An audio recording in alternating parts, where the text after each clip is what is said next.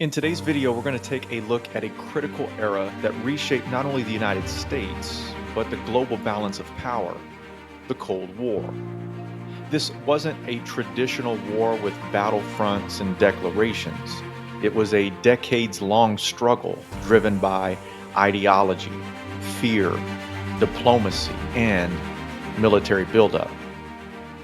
From the ruins of World War II rose two superpowers, the United States and the Soviet Union, destined for a geopolitical standoff. With the shadow of nuclear war hanging over the world and communism spreading across continents, the United States adopted a foreign policy of containment. In today's video, we'll explore the origins of the Cold War, key turning points in Europe and Asia, and how America's role in the world was forever changed. Let's get started.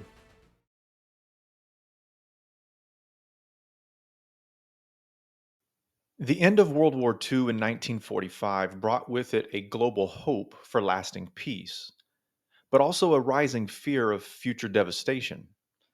The wartime alliance between the United States and the Soviet Union had been uneasy at best, and it dissolved very quickly once the common enemy, Nazi Germany, was defeated. With Europe in ruins and power vacuums forming, the Soviet Union began promoting communism through its influence in Eastern Europe and later, China. This global spread of communism ignited widespread anxiety in the United States and compelled it to take a leading role in international affairs. Thus began a new era, the Cold War. The Cold War wasn't fought with traditional weapons alone. A nuclear arms race emerged between the United States and the USSR. Soon, both nations began competing for supremacy in space exploration as well. These nations from 1945 through the 1980s were fraught with tension and uncertainty, leading not just to diplomacy, but to military confrontations as well.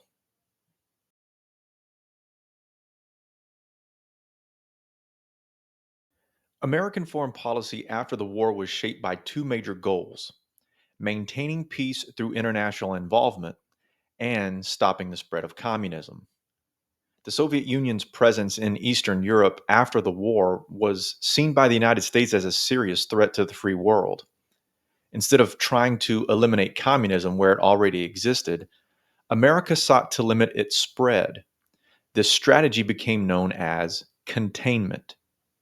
Rather than envisioning a united world, United States leaders accepted a divided one, drawing ideological lines between East and West. In this environment, presidential authority over foreign policy grew significantly.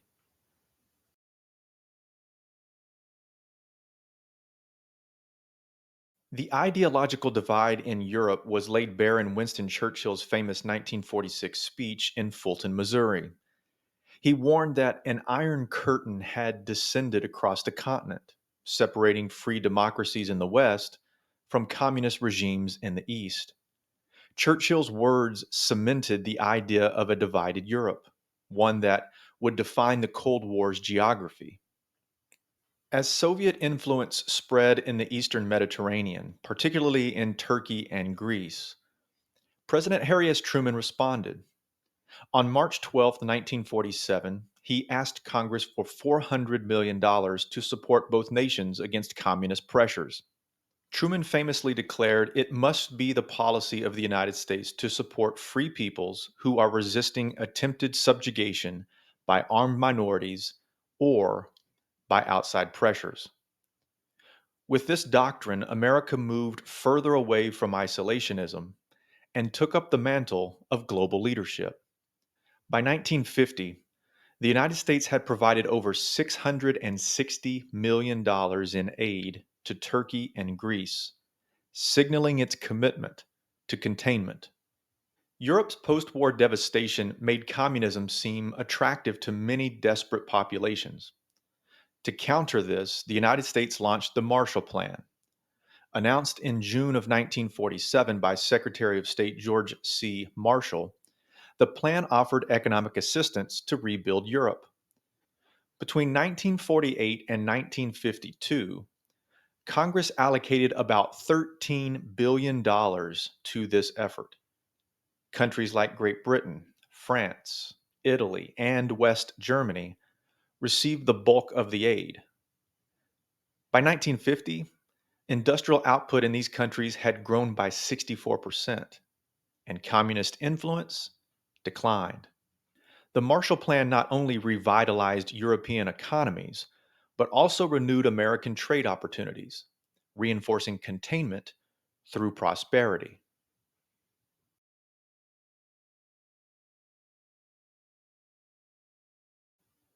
Post war Germany was divided into four zones controlled by the United States, Britain, France, and the Soviet Union. Berlin, located within the Soviet zone, was also divided among the four powers. As tensions grew, the three Western allies attempted to unify their zones into West Germany, angering the Soviets. On June 24th, 1948, the USSR responded with the Berlin Blockade, cutting off all land access to West Berlin. In response, the United States and its allies initiated the Berlin Airlift, flying in essential supplies daily.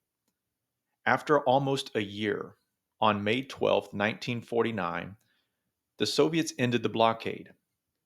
That same year, West Germany was officially established, and the Soviets responded by forming East Germany. In April of 1949, the United States and 11 other nations formed the North Atlantic Treaty Organization, a mutual defense alliance. An attack on one member would be considered an attack on all. The Soviet Union responded by forming its own alliance with seven Eastern European nations, the Warsaw Pact. The lines of Cold War military alliances were now clearly drawn.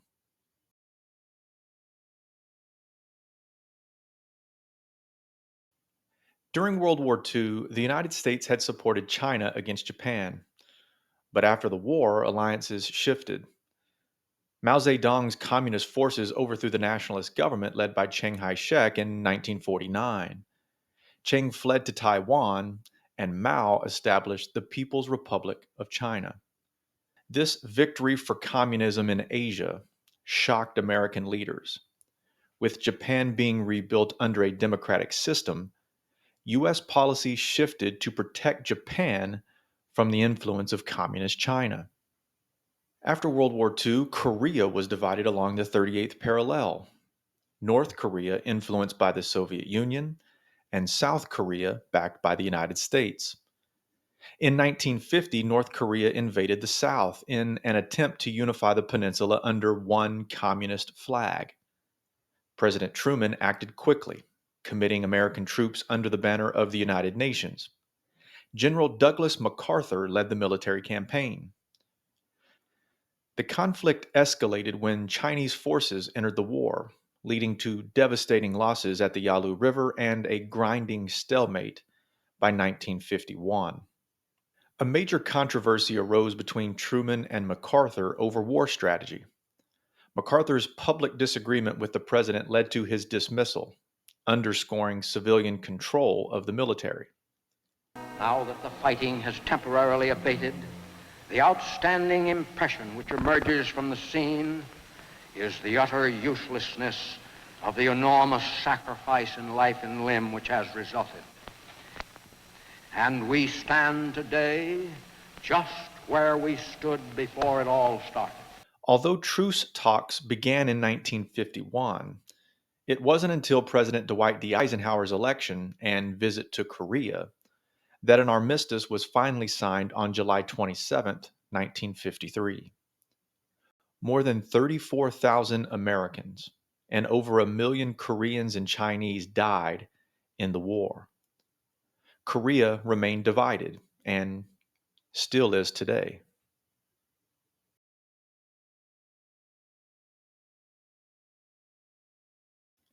The Korean War marked a turning point in American containment policy.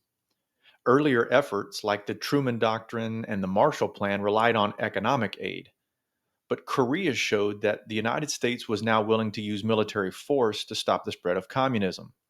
This shift had global implications. The Cold War would continue to oscillate between direct and indirect conflicts and moments of reduced tension, known as détente. But the central theme remained a constant push and pull between democracy and communism on the global stage. From Europe's recovery to Asia's battlegrounds, the early Cold War years transformed the United States from an isolationist republic into a global superpower committed to containing communism. These policies would shape not just American foreign affairs, but also the lives of millions around the world. That's all the time we have for today.